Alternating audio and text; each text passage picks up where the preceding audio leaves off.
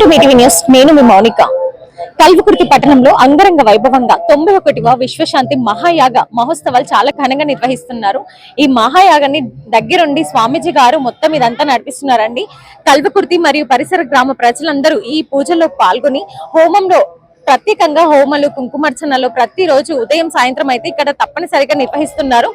ఈ మహోత్సవానికి కల్వకుర్తి నుంచి భారీగా ప్రజలందరూ మంచిగా ఇక్కడికి వచ్చి వాళ్ళ మొక్కులు చెల్లించుకుంటున్నారు, హోమంలో పాల్గొంటున్నారు. రీసెంట్ గా చూసుకున్నట్లయితే ఇక్కడ ప్రతి ఒక్కరు రాజకీయ నాయకుల నుంచి చిన్న పెద్ద ప్రతి ఒక్కరు ఇక్కడికి వచ్చి పూజలు చేసుకుంటున్నారు. ఇదంతా చూస్తుంటే చాలా హ్యాపీగా అనిపిస్తుంది. అసలు కల్వకుర్తి పట్టణ ప్రజలు పెట్టి పుట్టుండాలి ఈ యాగంలో పాల్గొనాలంటే, అట్లా ఉంది అసలు ఇదంతే. వారి మాటలు అడిగి తెలుసుకుందాం. అసలు ఈ భూమి మీద ఈ నెల మీద మనం ఈ పూజలో పాల్గొంటున్నందుకు చాలా హ్యాపీగా ఫీల్ అవుతున్నాం అందరము. సో ఒక్కసారి ప్రజల మాటల్లో అడిగి తెలుసుకుందాం.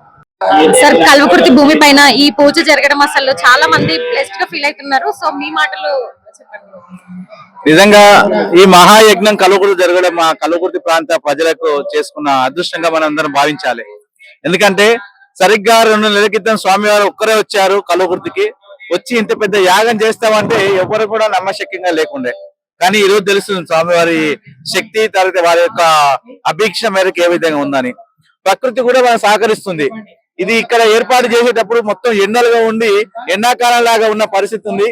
యాగం మొదలైనాక వర్షాలు పడుతున్నాయి, చల్లటి వాతావరణం వచ్చింది. దీన్ని బట్టి గ్రామాల్లో ప్రతి రైతు అనుకుంటాడు యాగం చేస్తున్నారు కాబట్టి మాకు వర్షాలు పడుతున్నాయా అనే ఆలోచన, సంతోషం కలుగుతుంది.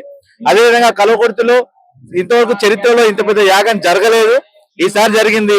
స్వామివారు మొన్న మాట్లాడారు, ఈ యాగ ఫలితం వల్ల కల్వకుర్తి సుభిక్షంగా మారుతుంది, ఎటో 6 కిలోమీటర్ల కల్వకుర్తి పెరుగుతుంది, ఒక మంచి ఫ్యాక్టరీ కల్వకుర్తికి రాబోతుంది, ప్రజలందరికీ వ్యాపార వృద్ధి చెందుతుంది, ఇవన్నీ జరుగుతుందని చెప్పడం జరిగింది.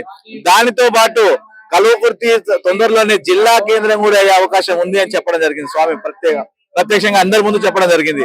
నిజంగా మేము అందరం కోరుకుంటున్నాం, కల్వకుర్తి వాస్తవ్యులుగా స్వామి వారికి కల్వకుర్తిపై రుణపడి ఉంటారు. మా కల్వకుర్తి ప్రాంతంలో ఇంత మంచి యాగం చేసి ఇన్ని వేల మందికి ఉచితంగా భోజనాలు ఏర్పాటు చేసి ఈ దైవభక్తి పైన, మంచితనం పైన మనుషులు ఎట్లుండాలని చెప్పి వారి యొక్క సూచనలు, సలహాలు ఇస్తున్న వాటి పరంగా ప్రతి ఒక్కరు కూడా యజ్ఞం చేసుకోవాలంటే కనీసం ఎంతో కొంత 10 నుంచి 20 వేల రూపాయలు ఖర్చు పెట్టుకోవాలి. ఇక్కడ ఉచితంగా యజ్ఞం చేసిస్తున్నాడు అంటే నిజంగా పేద ప్రజలకు కూడా ఇది చాలా ఉపయోగపడుతుంది. రేపు రాబోయే కాలం కొద్ది రోజులు మాత్రమే ఉంది, ఆగస్టు 3 తారీఖు వరకే ఉంది.